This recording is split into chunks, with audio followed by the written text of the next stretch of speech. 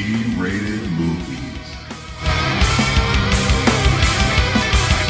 Welcome to B-rated, B-rated movies, where B-rated isn't a bad word. I'm Anthony. What is going on, everybody? I'm Brian. Sounds sophisticated tonight. So I know you came off way more Hello. formal that time. Hello. My surname is Brian. No, your name's your last name, yeah? Yeah, I'm waiting for your name's the Brian. Brian. I'm waiting for like the Masterpiece Theater music to be underneath you. Dun dun dun dun dun dun dun dun dun dun dun. Yeah. Next on Bridgerton. Next on what the fuck? Antique Roadshow. Antique Roadshow. Brian, talk about some bullshit. I have this sticker. It was on my skateboard. Can Right. you tell me how much it's worth? Oh, it would have been worth upwards of $2.50. But since it's fucking, Since it doesn't stick anymore. it makes sense. We just have to take your word for it that it was a picture because all we see is that sticky glue shit. No. I saw one of those one time where, what do you call it? They're like, dude, this would have been worth like thousands, but since you polished it, it's actually worth like $2. And they're like, fuck me. Yeah. Yep. Damn. Well, okay. So since this is our short intro, tonight we have an interview with Ryan McGonagle, the director of Black Pumpkin, The Legend of Fall Creek, AKA Bloody Bobby, which we learn in this interview. That blew my mind. Right. So now I wonder if there's going to be people who watch The Legend of Fall Creek and then Black Pumpkin and then The Legend of Fall Creek. They're like, wait a second. For the time when I was looking it up, I was like, there's a third movie in here. Where's the third movie? You have to watch it beginning and the end. Yeah. That just never stops the loop. Yeah, but he's a really cool dude. Like honestly, like he just kind of super awesome. Super awesome. Real excited about that the interview, dude. Oh yeah, I am excited for everybody to hear this. Indeed. So well, yeah. Sit back. Hopefully you've watched or you've listened to Black Pumpkin before you listen to our interview with Ryan. Otherwise, you're just going to have a bunch of spoilers. And that ain't cool. Yeah. And you should also check out the movie because it's pretty awesome. You'll get hooked within the first, 5 minutes? 5 minutes easy. 5, maybe 10 tops. It's really easy to watch. And there's all those shit that happens in the middle and the ending. You're like, what? Hold on. See? Yeah. All that shit. But, yeah. Enjoy this. Or else. Or else. Yeah. Enjoy the interview, and we'll see you in the next movie. Word up. And we're just like, dude, Let's if you could like in 2010-ish, my 28. My cousin got engaged to a filmmaker named John Garside, and he just finished a sci-fi film called Max Neptune and the Menacing Squid. And kind of told me, when you get to know these guys, and he found out they made this whole sci-fi film for like $40,000, and I'm all like, dude, like, you should make a horror film because they're like way cheaper to do and turn a profit, acting like I knew what the fuck I was doing. And then we went to a Halloween party, and all these houses are, it's in Uptown Whittier, which, you're from Long Beach, you probably understand. So you have all these old Victorian homes. Yeah. And they're all decorated for Halloween. And I go, hey, I'm talking my ass off. I have no idea what I'm saying, but the alcohol was kicking in perfectly, and got these guys excited, and we started coming up with ideas for a horror film. And then about March, the following March, they kind of called me out on it. Goes, oh, what's that script you have? And so it's, oh, I'll have that to you. I'm just finishing up now. And I got off the phone with them, and I went on YouTube and watched a 10-minute tutorial on how to write a script, and then illegally downloaded Final Draft 6. and Damn. and wrote at that time Bloody Bobby. And then Bloody Bobby, yeah. And so we raised money. I was the writer on it. We raised money and we made Bloody Bobby for about $85,000. The director, which I won't name, but he's on the credits, and the main producer decided, since I didn't know what I was doing, they were just going to take the money and run. So they shot about 75% of the film. And so I didn't know what I was doing. And so when I hooked up with the editor, and he was telling me, like, there's a lot that you guys don't have. You know, this doesn't make sense. So I was stuck. You know, we didn't have any more money. So I rewrote the script to fit what they shot.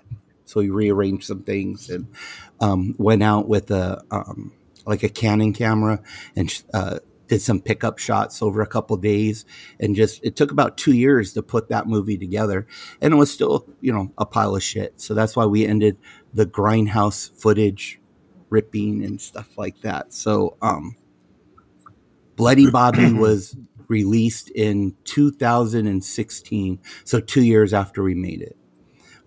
So when we did the Kapow Intergalactic Film Festival, people,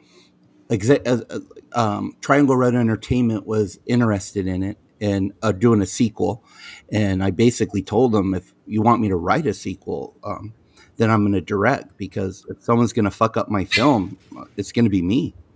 And so that's why we did Black Pumpkin. We got double the money. And we shot Black Pumpkin, and I tried to write it as a possible reboot, but with kind of a sequel in mind, so people wouldn't have to go revisit Bloody Bobby if they didn't want to. So we shot Black. Why wouldn't anybody want to go? Sorry to cut you off. Why wouldn't anybody want to go revisit Bloody Bobby? Like, what the hell? Well, I think that was just so. When you write a script, you know, and then you have someone who doesn't really care. They just act like they care, so they get the job, and then they just destroy it. So then you're really fixing someone else's what they did. And it took a long time, but we pulled it off, and Bloody Bobby got done, and we did the sequel, Black Pumpkin, and then Uncorked Entertainment picked up Black Pumpkin, but then took Bloody Bobby and then renamed it Legend of Fall Creek, and then re-released it as a prequel. So that's why there's actually only 2 films, but there's 3 titles. Oh. Legend of Fall so the Legend Creek. of Fall Creek is Bloody Bobby. Same film. Different title, different poster. Okay. That was going to be one of our questions, because you left us hanging where it's like, hey, and you're just like, I got a story for you. I thought it was going to involve restraining orders. No. That's another project. Signed NDAs and stuff like that. Yeah. But yeah. Right. So if you want to find Bloody Bobby and you've already seen Legend of Fall Creek, it's the same film. Yeah. Oh, okay. Yeah, which I really did like that one. It was pretty good. I have a fondness towards what Grindhouse was with the Planet Terror and Bulletproof or Death Proof. And so I go, yeah, let's do it. Let's have fun with it. If we don't have a shot, let's just rip the film and burn it, so it looks like we had it at one point. So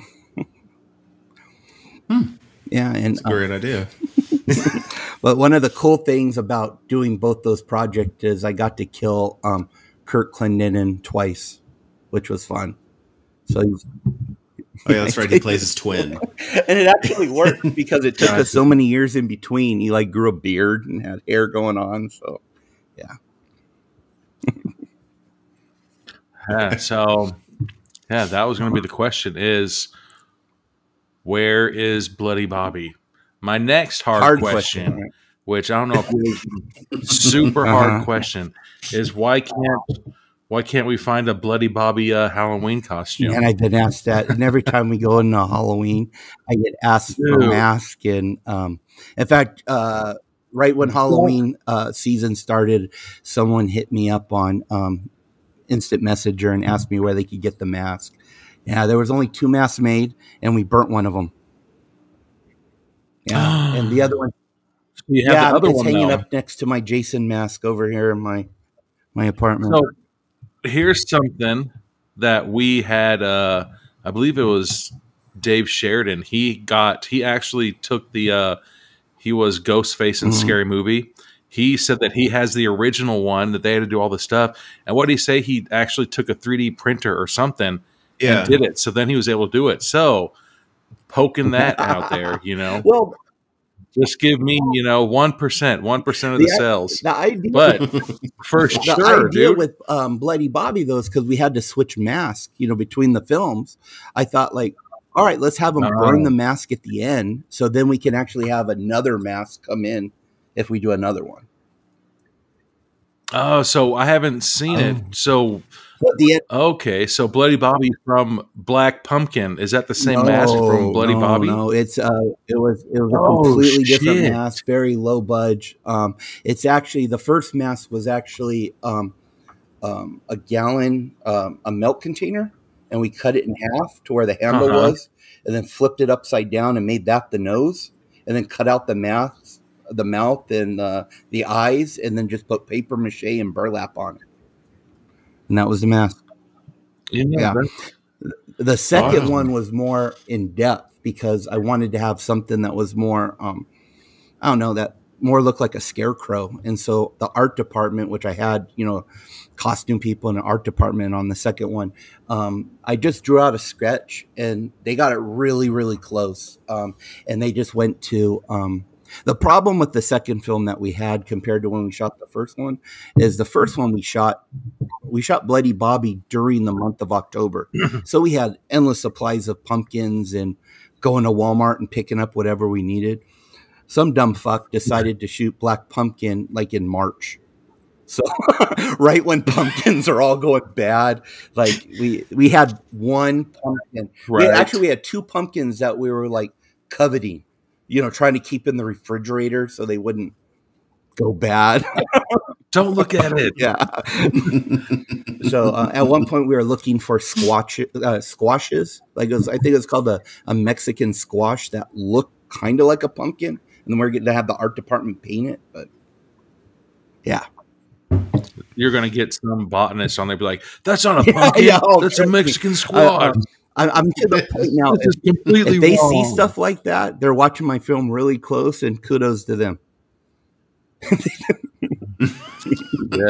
Anthony and I, we try to do stuff like that. Like, I want to say, there was something funny. Like, we try to do those, I guess they're kind of Easter egg-ish, but like if you recognize something and you're like, you see they're driving and their windshield is shattered. And then the next scene, it's completely clear.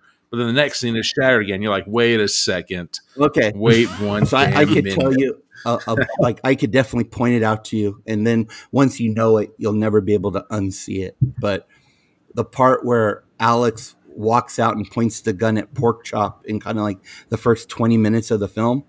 So he walks out of that screen door and it's daylight. Look down and you'll see the blood where he hit the back of his head, hits it later in the movie. We couldn't get it off. So it's there. Wow. Shot it. Obviously, we shot out of order, awesome. but yeah. That's awesome. I think that there was something. Maybe it was when they're all at the the bonfire. Like, I think there was something funny that happened the bonfire there too. is interesting. So the bonfire was actually done in a backyard of the producer's house. Yeah, wow. You built that. Where Where was it Reseda. shot at? Yeah, so that was in the Really? backyard. We had neighbors like right on top of us. You like All no, they're pissed actually off. it's fucking Hollywood area. Like they're used to it.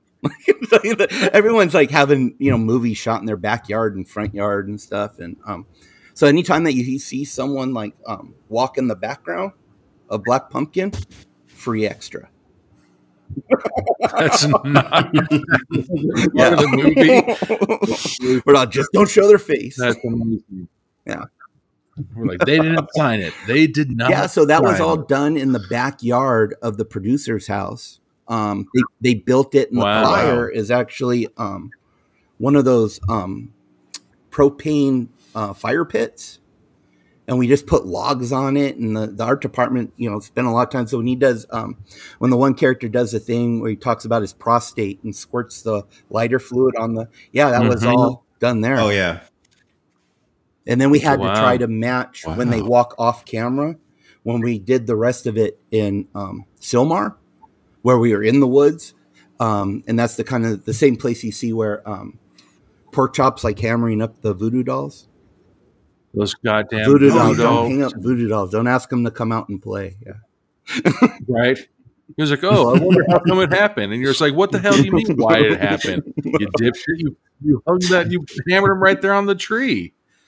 He's like, "Wait a second. Yeah, I did do that earlier today." And you're just like, "Yeah, you did." Pork chop. We had a goddamn it. fantastic script supervisor on that one who would film the monitors when we were filming with his iPhone.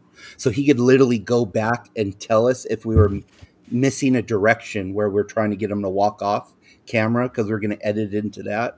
So that's a shout out to Chris Ruby because he's like one of those guys that just loves horror. And since he's a script supervisor, hates the stupid mistakes, which Chris Ruby. Ruby it's he's on the film. taking notes on all this stuff. He's my How do you spell Chris? Chris. So yeah, I mean, there's like two of them. CHRIS and All right, just making sure it wasn't like KRIS and then, or something. Ruby is actually spelled HRUBY. See, I would have never got that. HRUBI. And he's like a See, yeah, every time I was like, "Hey, my name is Brian," they're like, "Is that with a Y or an I?" And I was like, "Fucking I." Like, I don't know who spells it with a Y. Just kidding. My younger brother Brian does. so they let me, and then with the Black Pumpkin, one of the things I wanted to do with the original script of Bloody Bobby was the whole idea was to make it like Home Alone gone wrong. So Bobby would set traps. And so Triangle, Oh my so god! Triangle Road Entertainment gave me free of course there's limitations with budget and stuff, but almost all the deaths are set up earlier in the script. So you can almost predict what happens. It's almost blatant, especially with the voodoo dolls. When the Barker brothers start fucking around with the voodoo dolls, the way that they fuck with each other's voodoo dolls is how Bobby kills them. Wow. Yeah. I We're didn't gonna have catch to go that. back and rewatch Pork it. Chop eating the candy. He doesn't check the candy.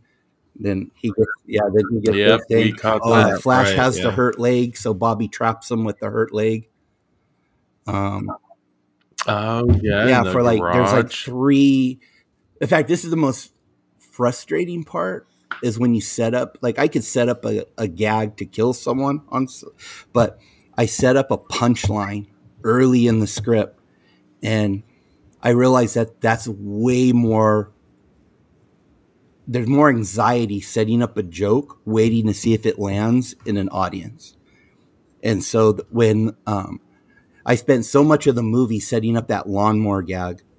And so, when you have the line, you should have put away the lawnmower. No. And the audience laughed. It was just Yep. this relief going, okay, I did my job. Now we can go on to the next thing. But as soon as they showed that lawnmower and the mom, right? Was it the mom and the sister? kind of does a I little kept trip telling on it. Yeah. Yeah, and I was like, "Oh shit, that's gonna kill somebody later on in this movie," Yeah. And then like Anthony and I, like we always do, like PSAs in our podcast, and we're just like, see, little kids, this is what happens when you don't put away your lawnmowers after you're done mowing your yard. Like, when you do a job, do it fully. Otherwise, this is what's going to happen. And then I like how we're going to release this after our movie, right? So that way we're not going to give too many spoilers. No. The movie's been out for over a year now, so you're fine. We're going into our third year. And then how they freaking had to sit in the front seat, and then the dude's head shot at them through it. And I was like, that's what you get. If you would have put the lawnmower away, this wouldn't have happened. All right? And now if you ever have children, you'll be like, hey, did you put the lawnmower away? I'm just double checking. One time I fucking had a head shoot. The part that gets me even to this day is like, because I know working with those kids was like amazing, and their reactions towards one another. And so I was sitting in the back with the back seat with the cameraman, Dan, and we're shooting them. And that's where one of them says like, what's going on? He goes, I can't see shit. And then they like flip the windshield wipers on, and so all the blood and guts start flipping around. Yeah, their reactions to it just still cracks me up. I loved working with those kids. Like, it was awesome. In fact, I'll be working with Grayson on the next one. He's 18 now, so I get to really put him through a lot more hell. Oh, wow. Anthony and I were joking. We're just like, for sure those kids have to be at least 18. They just look really young. Oh, man. They were really kids. Yeah, really we had a lot of minors on that set. Brittany, who gets strangled by the lights, she was a minor. Of course, Gemma Reagan, the little girl, she was a minor, and both Elliot and Porkchop were minors. He had to have the set teacher on, so anytime that like Elliot would have to pick up a knife just to cut the plastic off the pizza, she's like looking over our shoulders. Yeah. Yeah. And that whole shot of that's nuts. Yeah, and the whole shot of the knife coming down on Elliot, we shot in reverse so he wouldn't have to like stretch her out. So the knife is actually it started stabbed in the wood and then brought it's very frustrating. They can only be on in front of camera for a couple hours, and they have to go back and do homework. But the thing is like they're not really fucking doing homework. Yeah. They're doing like Rubik's Cube and crossword puzzles and shit. Right? They're texting a friend, guess what? I just stabbed somebody today. Yeah. And then Porkchop, guess what? I pissed my pants and then changed into some sweatpants, and then I changed right back into my jeans. And that was another thing too. They did all that before you went to fucking school. Like, what the hell? There was a part of that. Like, the one time we had a huge continuity error is in that scene. That whole all those shots, the backpack, dropping the backpack, them running over. So we caught a couple things when we were still on location. So we had to almost like shoot extra little pickup shots to explain like why the backpack wasn't there in the shot, coming after. And then we had to, I forgot why we had to do the whole pissing of the pants thing, but that was like a reason for something too. So you got scared. No, we think like you're saying all this, like it was put together like, we really enjoyed that movie. Like it went like it was very easy to watch, enjoyable to watch. One of the things as a filmmaker, one of the movies I'm inspired most by is the Gremlins, because it's a fast paced horror film, and you could watch it and it could keep going. And so that's what I was trying to avoid, is to get those, to take away those like long areas where nothing happens. This is keep it moving, keep it trying to push it along. And that's one thing I think turned out really well, is how fast the movie goes. No, I thought it was, and I don't know, since you're horror movie guys, do you know like the 3 films that we played during the film? So they're all public domain. So like anytime, and I don't know my public domain very well. Anytime you see the movie Night of the Living Dead playing in any horror film, because it's free, they can. Oh, that's right. And then we played White Zombie, and Plan 9 from Outer Space. So all the filmmakers out there, if you're looking for horror movies in the background, those are free. There you go. And That we were Anthony and I were the opening scene with the dad drinking and then watching the black and white TV. That's one of our questions, right? Then that one, then all of a sudden, like here you're saying they had a booby trap, everything. Like we mentioned, where it's like, oh fuck, somebody's booby trapping the house. The shotgun scene, like both of us, as soon as you open the door, it's like, holy shit. Like so like our thing is like we genuinely like I usually just watch the trailer and I base my entire opinion about that movie off the trailer. Right. And then all of my reactions and everything that I do during the movie, like they're genuine. I was like, holy shit, that shotgun really just did that, you know? So all of those are genuine. Like when you were talking about the booby traps, like we mentioned those, we're just like, oh shit, somebody's gonna, you know, they're setting up stuff. And then at the end of the movie, where there's another black pumpkin, when now the daughter is opening the front door, right? I was like, oh shit, don't open that front door. Like go around the backside. Well, that's of it, the whole know? thing. Is like the opening scene with Old Man Levitt and his daughter is to set up, you know, the whole trick-or-treater knocking on the door, and he looks through the people and he gets an ice pick to the eye. So and so if you look at the shot that we did with her, we line her eye pretty much the same way, where the light hits her pupil, and it's a fake out, but it gets a good reaction from the audience, which we like. You know, that's all it's about. It's all about the thrill ride. It is, and like we were mentioning, you know, if you can put yourself in that situation, then it makes the movie that much greater. You know, and so we were talking about it where Anthony and I were watching the movie, and I was like, dude, another PSA, like don't run out of candy, you know, because everybody that freaking got murdered, it's because they're knocking on the door and they're just like, I don't have any more candy. Well, guess what? Now we cross-reference like Big Daddy, where it's like, you better start giving them watches and DVDs and like whatever,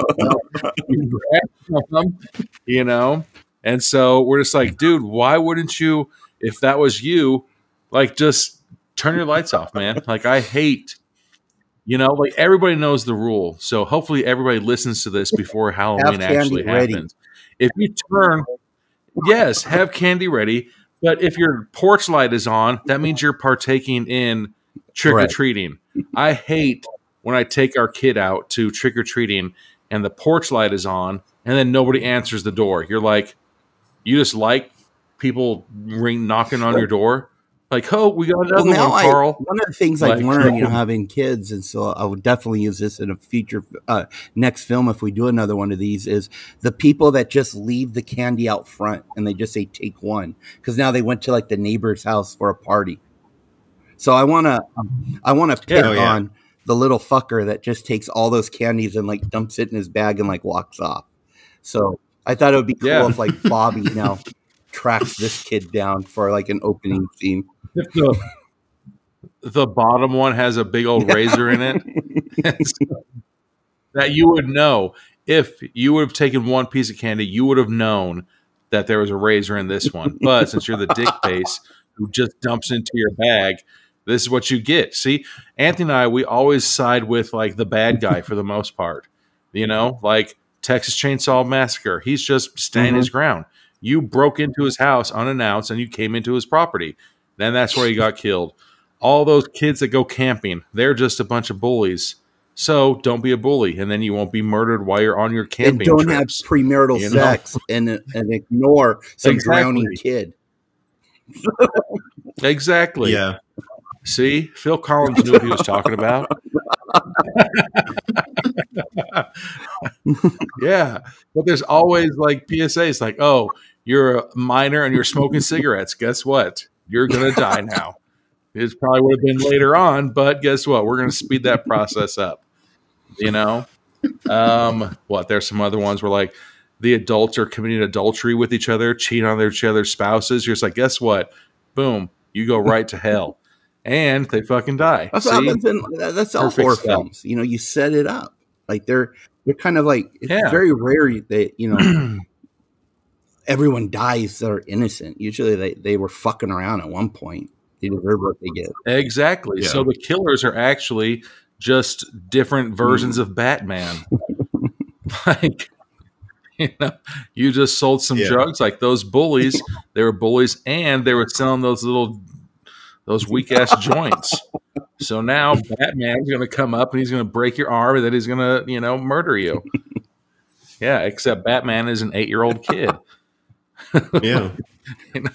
And then what's even worse is they're going to be like, "Oh man, did you hear what happened to Brian last weekend? Yeah, he was murdered by an 8-year-old." Like, oh, he sucked.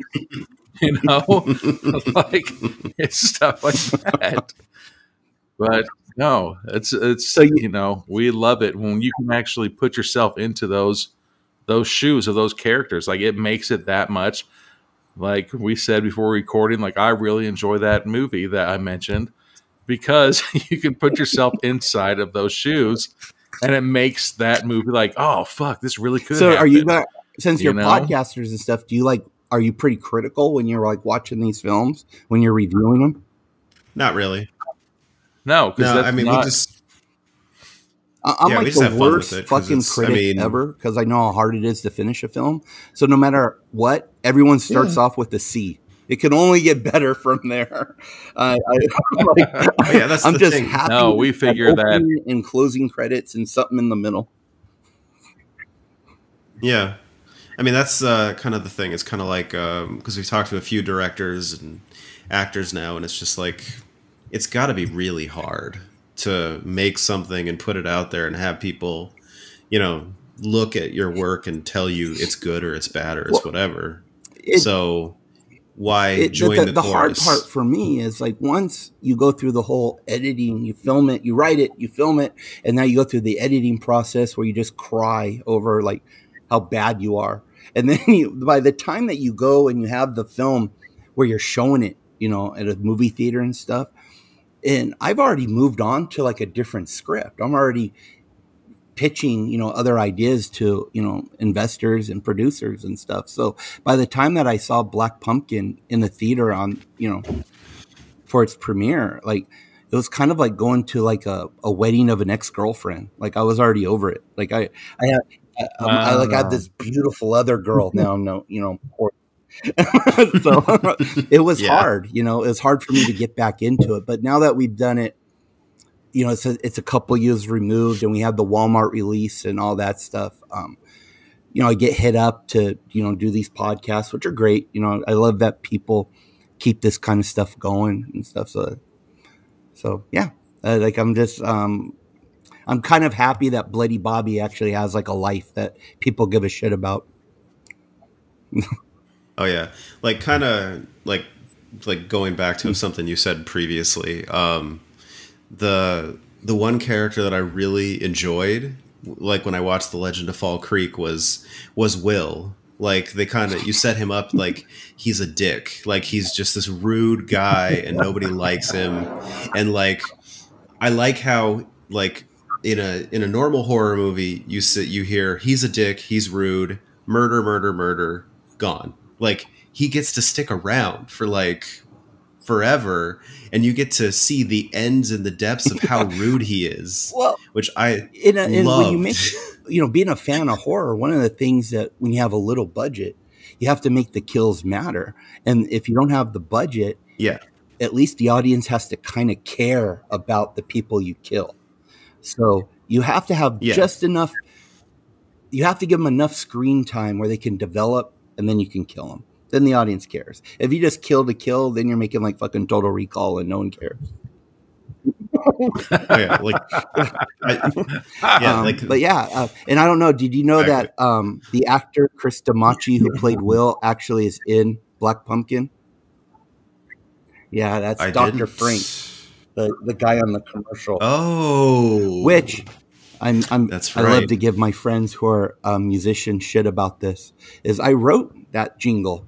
And that jingle you can buy on iTunes. So I like to tell people that I'm like, the next Jackson Brown, and I have like music on iTunes.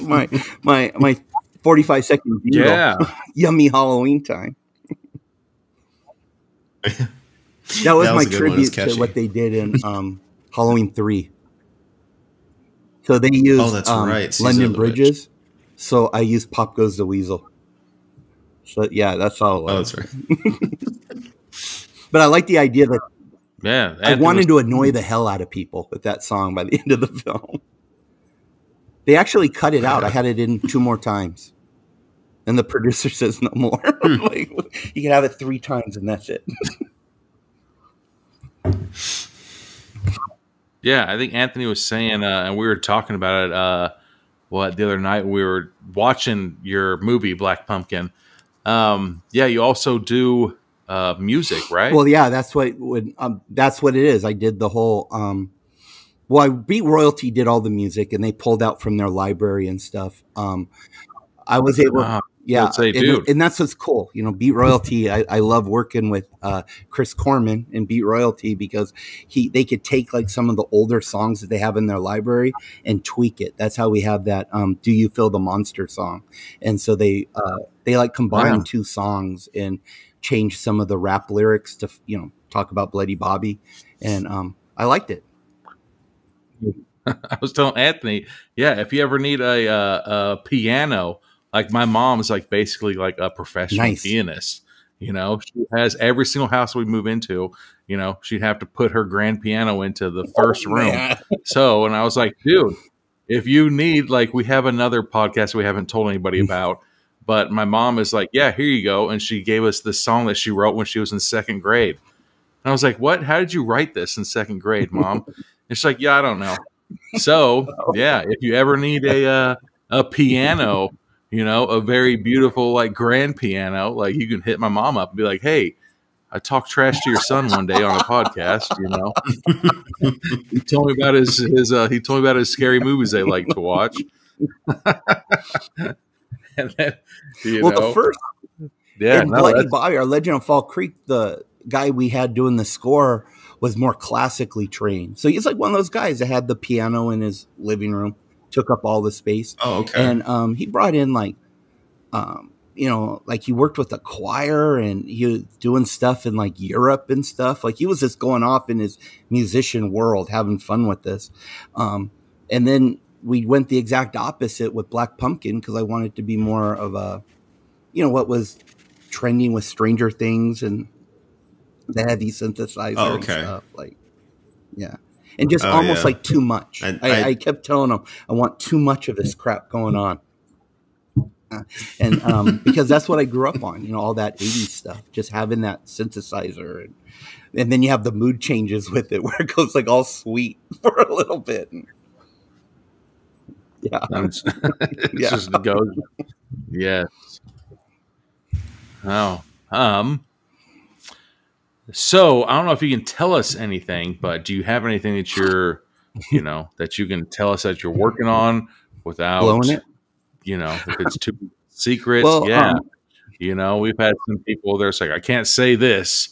You're just like, okay. And then like a week later, they're like, haha, I can say it now. We're like, awesome.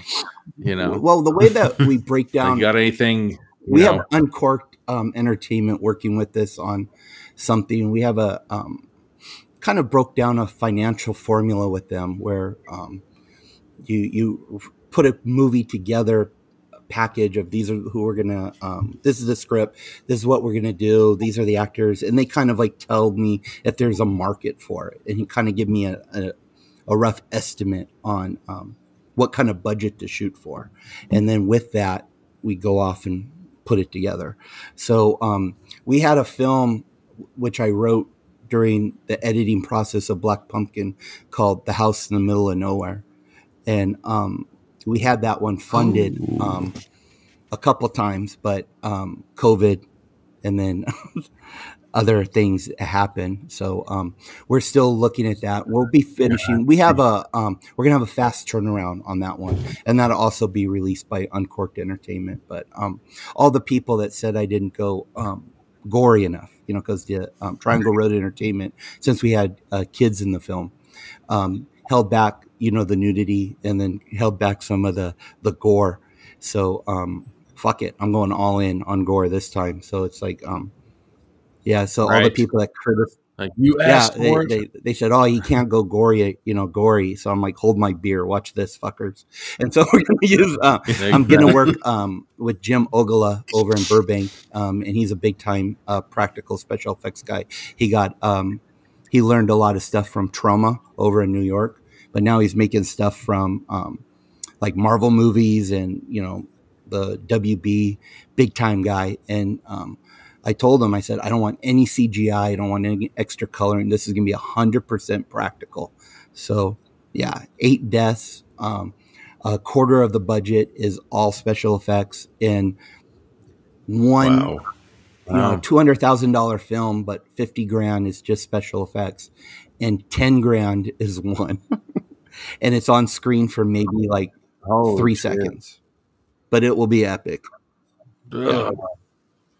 And that's the one where That's it's awesome. cool when you're working with like horror creators and stuff. And you can look up Jim Ogala. He's actually was on that show The Core on Shudder. He was like, which was like kind of like a talk show, and he was their special effects guy, so he would build stuff. Yeah. And what's cool working with him is I had this script written, and I had the 8 gags of the deaths, and the one that I thought was the one that this is the one that he's, everyone's going to be excited about. He was excited about something completely different. And that's what was cool. Just a different way to approach it. And so, I kind of feel like I have that.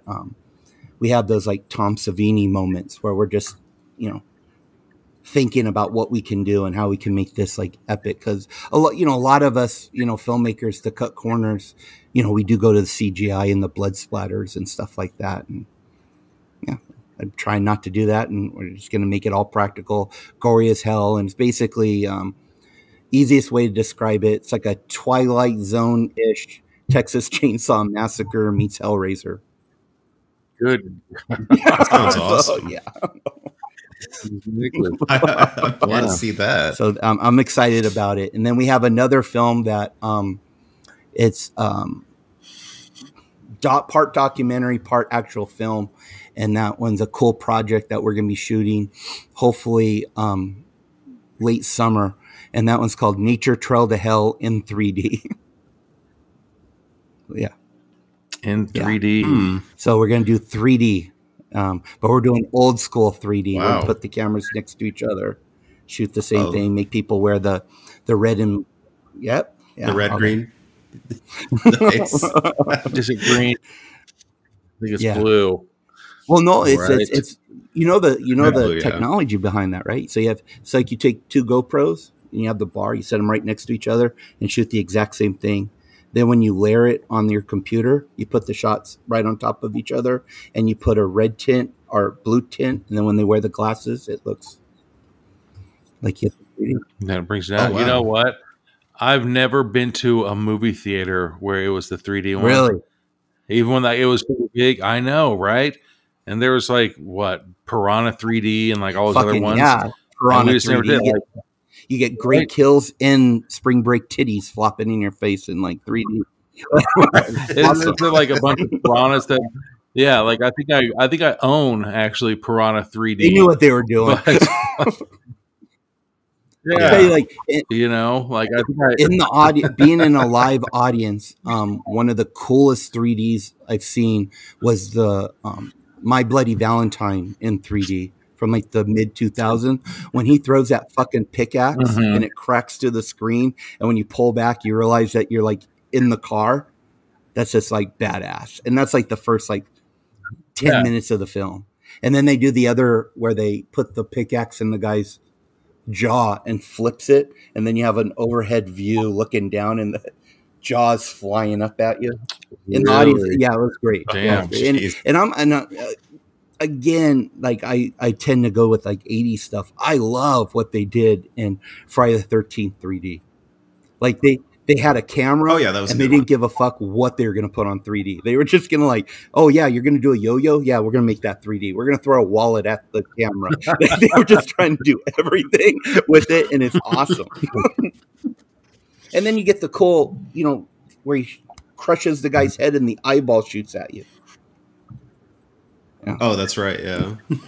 What the shit? So I've just missed out on fucking 3D horror movies. Like I said, I own I'm pretty sure I own Piranha 3D. And I've seen the Bloody Valentine 3D on TV, but apparently I shouldn't even be admitting that I've seen them on TV because it's just not as cool. Different. Like, but then there's ones, but then you're watching some and there's no reason to be on 3D. Like the one they tried to do with Paranormal Activity in 3D. There was like no reason for it. Yeah. Or Saw 3D. It just didn't need to happen. If you're going to make a 3D movie, 7? make shit fly off the camera. Like, that's what it's all there for. That's what people want to see. They just want to see a bunch of stuff flying at them. They want to jump. Use it in your jump scares. Oh, yeah. I that's awesome. Another real shitty but cool one, we'll go back to Freddy, is when they did the Freddy movie in 3D. Like, they literally had a scene where the character put on special glasses, and that was supposed to tell the audience, okay, now it's cool for us to put on the glasses. And the rest of the film was in 3D. Nobody did it. It's like blatantly cheesy, but it's fun. It's like, this is your cue. Put them on now.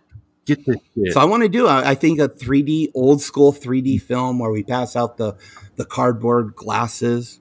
I think it has a market for it. You'll get a limited release, in the theater, but you're going to get a bunch of people, buying the Blu-ray and DVD just because we'll put like the Nature Trail to Hell in 3D glasses, in the box.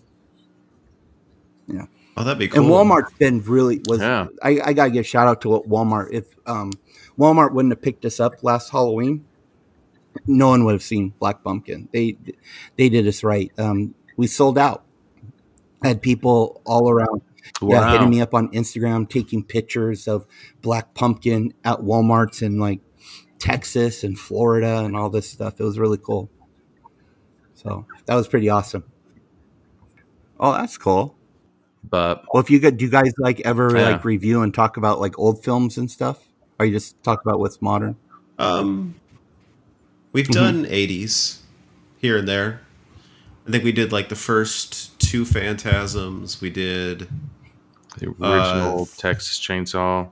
Yeah, the original. Like, I don't think that we're going, if you check out like the Instagram posts, everybody's doing like what's out right now, and so like we kind of do it every once in a while, but we also we have like a big list of like stuff that, hey, these are the movies that we should watch and everything like that, but then that list sometimes it's like, what do you want to do tonight? And then we'll just put something on. It's like, you might like this. And we're like, you know what? That does look pretty good. So then we'll, grab a bottle of liquor and put on an indie film and be like, all right, here we go. Well, if you guys ever need, and like I said, if you guys are ever looking for someone to come on and just talk shop, if you do Black Christmas, Chris Ruby and I can talk your ear off on the importance of that film and what it did to it basically started the slasher genre, but it doesn't get much credit. We had what, Dylan Reynolds, right? He was the 420 Massacre. Oh yeah, and then we got on. He did an episode with us, like the Jalo. Oh, okay, very cool. For Deep Red, the Deep Red one. We did a episode with him. But yeah, if you guys want to, hell yeah, let's jump on and we can do either an episode together or we can do another, just talking back and forth like we did today. I love it. I love people to watch a movie with us or just talk about that movie, how we're doing now. But yeah. Now, are you guys filmmakers yourselves or no? Just fans? Oh, no, we just appreciate. Yeah, we're just fans because, I thought about it at some point, but I guess it just never happened. And then I recorded. Life got in the way. Yeah. My brother and I recorded pranking our little sisters once, and that was no film festivals for that. No one gave a shit about that, huh? Sundance wasn't picking you up. Nope. The only people that saw it, was our family, and I'm pretty sure some people in college that my college classes saw it. I don't even know what it was for, but I was like, "Hey, here's my little sisters. I'm in college, and they're in junior high. I'm gonna prank them." No. Junior high. So it wasn't even college to high school. It was college to junior high. Yeah, So no, now you're the bully. it was straight. Skip that one. No, dude, I got my sister so good. Yeah, no, I don't know if you have younger siblings, but no, like we got my younger sister so good. So the way that we had we had this house set up once where you go through the front door and to the right was the master bedroom, and then the master bedroom was connected to I think the bathroom, but it had the Jack and Jill door. And then the bathroom had a Jack and Jill door, which I think had a laundry room or something. I don't remember. And there was a Jack and Jill door, and then my younger sister's room.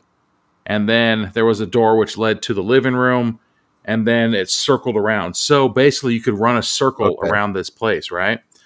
So my youngest sister, she was having a birthday party, and I hear them saying, "Oh, we should do Bloody Mary." And they're like, "Brittany, we dare you to go in by yourself."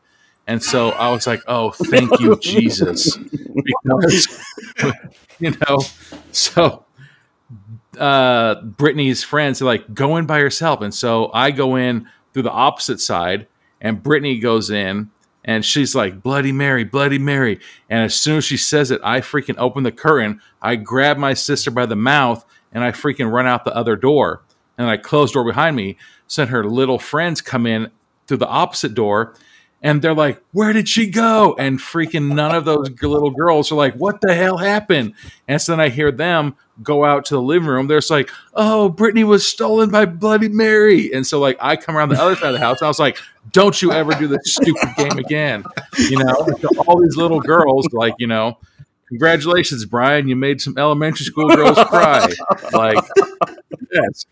But the fact of the matter is that the house was set up so perfectly that my youngest sister, she went in there by herself. I freaking grabbed her, took off, and then all those little girls came in. They're just like, "It's a real story." Like, yeah. And they're going to always remember that. Yes, they're going to be like, "Oh, this one time this guy did that, I should have just took her out the front door and then be like, all right, your party's ended." And then they completely just never came back.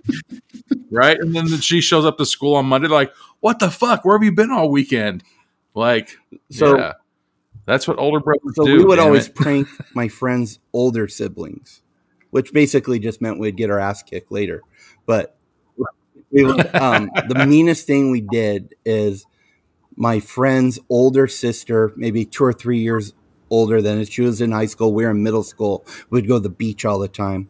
And she was a ginger, so she would have like the super thick, sunscreen, Ooh, right? So we took like mayonnaise. we would take that half of that sunscreen out and put in Crisco and then mix that up. Jesus. So yeah. And that's how she became So a we sizzled vampire. her. and that was kind of we were in trouble. that was like the worst thing we've ever done. Yeah. But yeah. I was, growing up in the 90s in the Inland Empire, we didn't have a lot of things to do. So we were kind of jackass before there was jackass. So we would just do all that fun stuff. Dude, yeah, the one thing that we recorded was we had these miniature pinchers, and one of them, like the boy he had like super Napoleon syndrome, so he would go and he'd sleep under the covers with my little sister's feet under there. And so, like, if you called his name in the middle of the night or anything, he would just wake up and start biting and attacking anything that was near him. And so my sisters were sleeping. Like, my younger brother put on the ghost face mask, and we go in, we're like, "Piccolo!" And we yelled his name, and he's like, "Who the fuck called my name?" Stood up and just started biting shit. Started biting shit underneath the blankets. And so it's like, probably midnight, 1 o'clock in the morning. And my little sister's like, "Why are you guys doing that?" And we're like, "Cause it's fucking hilarious." Like, it's that easy, Well, guys, anytime you want me to come back, just let me know. Yeah. All right. I appreciate it, man. As soon as any of those, we'd love to have you And on. if you guys, if you guys want to make the trip, and you want to do a podcast during a film festival, let me know. Because we shoot one out. We just finished one here in Corona. out here, and it was pretty cool. Oh, nice. We had the director of the Bunnyman trilogy out here. Do you know the Bunnyman movies or no? Hell yeah, we do. watched the first one, and it's Okay, so there was 3 of those apparently. So Yeah. Carl and I start, think tanking some stuff. So we'll probably be working together soon. Yeah. All right, awesome. Yeah. But no, I don't know how he came up with that. All right, Crazy. It was great being on, guys. Yeah. Thank you for listening to the podcast. We are available on Apple, Google, Stitcher, and Spotify. Give us a like and subscribe if you like what you hear.